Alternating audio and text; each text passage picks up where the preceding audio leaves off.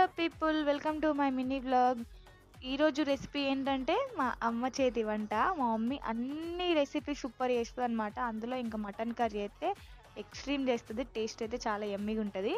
ఈరోజు నేను మీతో షేర్ చేసుకోబోతున్నాను, చూసేయండి. ముందుగా కుక్కర్ గిన్నె స్టవ్ మీద పెట్టుకొని ఆనియన్స్ వేసి ఆనియన్స్ మంచిగా ఫ్రై అవ్వనివ్వాలి. ఆ తర్వాత అందులో మటన్ వేసి పచ్చివాసన పోయేదాకా చాలాసేపు ఫ్రై చేసుకోవాలి. తర్వాత పసుపు, అల్లం ఎల్లిగడ్డ పేస్ట్ వేసి కొంచెం సేపు ఇట్లా కలిపి మళ్ళీ కొంచెం సేపు ఫ్రై చేసుకోవాలన్నమాట మంచిగా. మమ్మీ మ్యాక్సిమం ఇట్లా విజిల్ పెట్టకుండానే కుక్ చేస్తుంది. మళ్ళీ వెంటనే వాటర్ యాడ్ చేయొద్దు అనమాట. మటన్ మంచిగా ఇట్లా కుక్ అయినాక సగం కుక్ అయినాక మంచిగా ఫ్రై అయిన తర్వాత వాటర్ యాడ్ చేయాలి.